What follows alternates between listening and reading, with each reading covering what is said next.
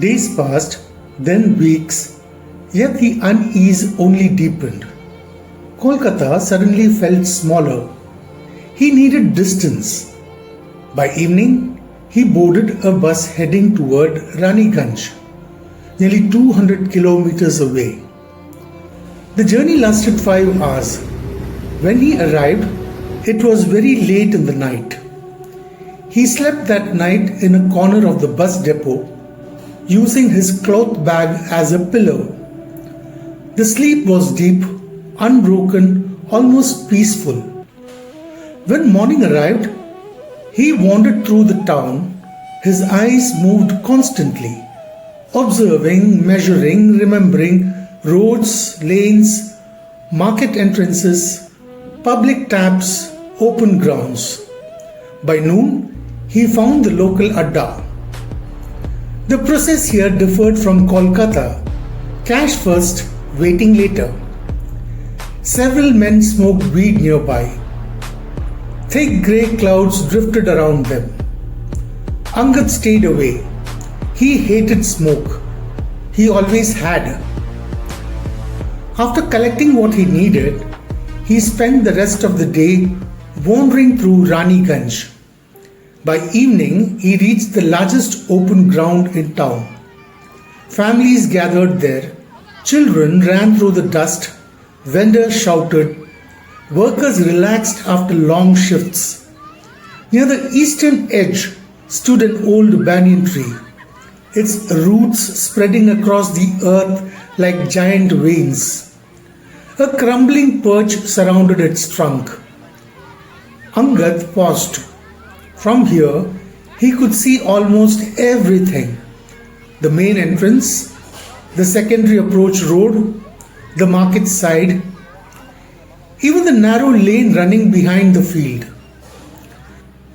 Without thinking, he chose the spot. At 5:30, he opened his colors, consumed a generous dose, and began drawing. The effect struck quickly. Lines emerged across the earth, precise despite the intoxication. Curves followed into shadows, shadows into form. Soon the crowd gathered. Children arrived first, then laborers, then entire families.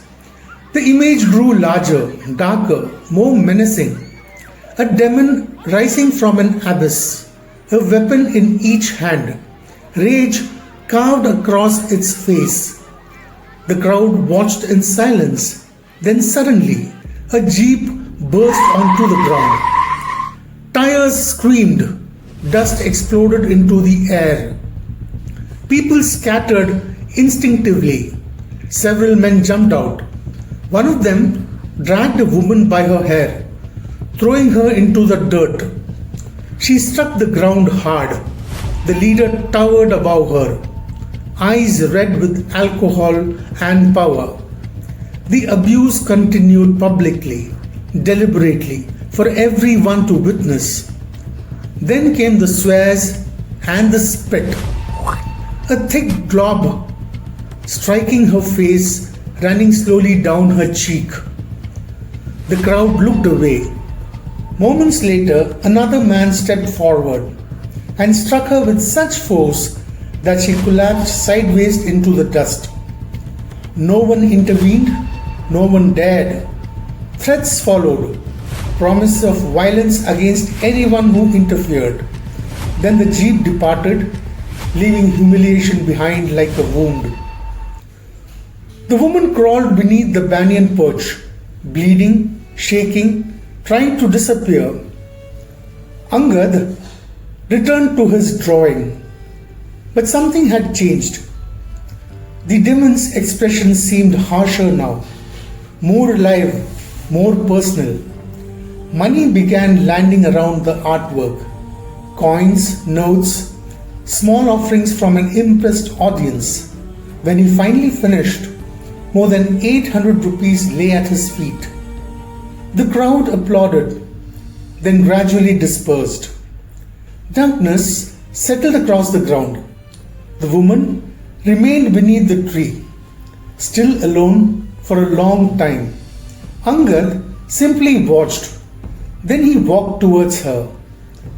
Her fear was immediate, visible even in the darkness. He sat nearby, saying little. Eventually, the story emerged. A father destroyed by debt, a suicide, a predatory zamindar, and a campaign of humiliation designed to break resistance. When she finished, Angad handed her half his earnings, 400 rupees. It was not much, but it was all he could offer. Later that night, he wandered toward the market, searching for another dose. That was when he noticed the house. Music blasted through open windows. Drunken laughter spilled onto the street. Inside, the same men celebrated. The leader, the man who spat on her, the one who struck her, all present. Angad slowed briefly. A single glance was enough. Then he continued walking. He never stopped, never entered, never looked back. Near 11, he returned to the ground. The bus to Kolkata was forgotten. The overdose struck hard, dragging him into unconsciousness beneath the open sky. The woman's face lingered at the edge of sleep. The spit, the slap, the helplessness. When dawn arrived, voices pulled him awake. People gathered near a public tap, speaking in hushed tones. A murder. No, two murders. The zamindar and his trusted enforcer Bhikkhu, dead. A strange sensation tightened inside Angad's chest. He walked toward the house. Police had already removed the bodies. Only fragments remained. Whispers passed from one bystander to another. The details spread rapidly. The zamindar's lips had been cut away, his tongue removed, the very mouth that had spat upon the woman destroyed. His body bore multiple stab wounds far beyond what was necessary to kill. Bhikkhu's punishment was worse. The hand that struck her had been crushed, bones shattered into fragments, flesh reduced to pulp. Only afterwards had the hand been severed completely. His scalp had been peeled away in strips, leaving behind something barely recognizable as human. Angad felt his stomach twist. He turned away, boarded the first bus to Kolkata, and left Raniganj behind. Yet the question travelled with him. Another woman, another murder, another coincidence. By the time Angad reached Kolkata, the city was dissolving into evening. The sky above rooftops glowed orange, then purple, and then grey. He headed straight towards the Adda. The journey had exhausted him, but the unease remained untouched. Raniganj had followed him home. At tea stalls, inside crowded buses, outside pawn shops, people spoke about little else. The murders in Kolkata, the murders in Raniganj. Angad listened silently, but every word lodged itself somewhere inside him. One question returned again and again. Why did death always seem to arrive one day after he did? As darkness settled over Kolkata, he left the Adda. His feet carried him automatically towards the rusted concrete pipes near the rail tracks, the place he called home. The city roared around him, yet the wasteland existed in a world of its own, dark, forgotten, silent. He crawled inside the pipe, curled against the cold cement, and closed his eyes. Sleep arrived almost immediately. Then came the dreams. At first, he was falling, not from a building, not from a cliff, but through endless darkness, downward, forever. The sensation was terrifyingly real. Then the images began. A child collapsing beneath the blade, a young girl tearing desperately at her own clothes, blood splashing across the wall, faces appearing and vanishing, suffering without context, pain without explanation. Then, far away from the violence, a celestial ghost appeared. Beautiful, flowing, otherworldly.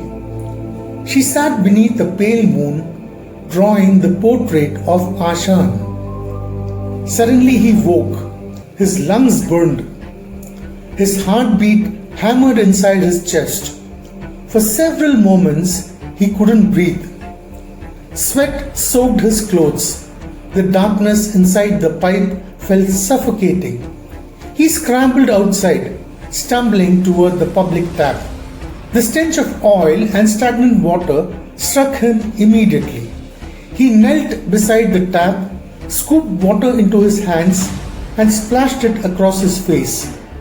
Cold, chloric, perfect.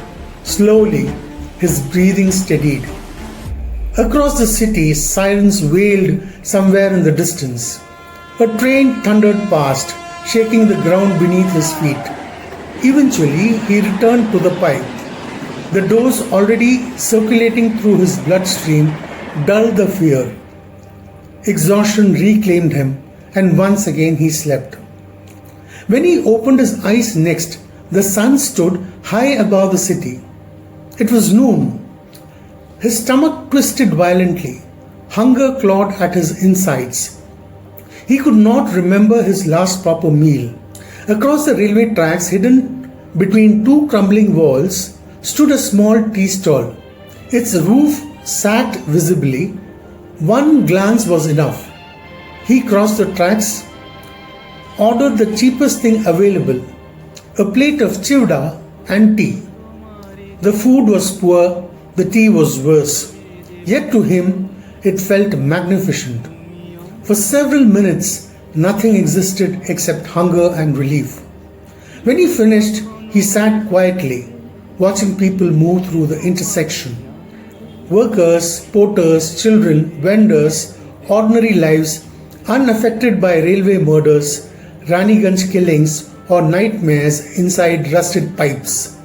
For a moment, he envied them. Then he stood and began walking. The alley was narrow, barely wide enough for two people to pass comfortably. Halfway through, the pain struck. Without warning, a violent stab exploded inside his stomach. He doubled over immediately. The force of it stole his breath.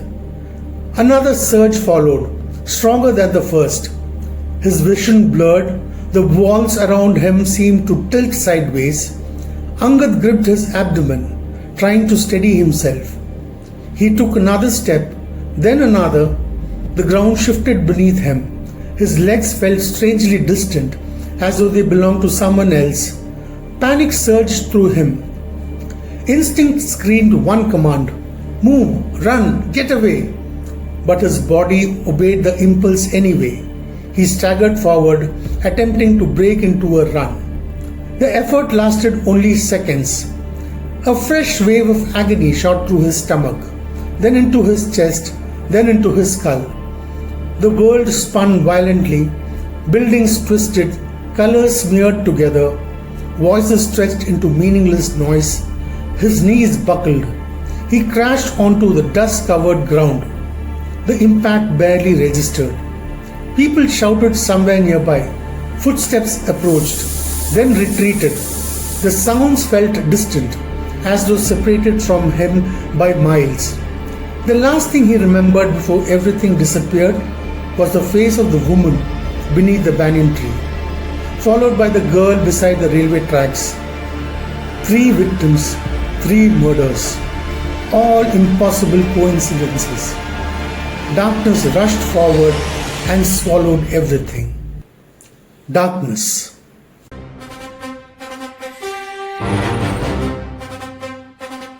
Where stories begin.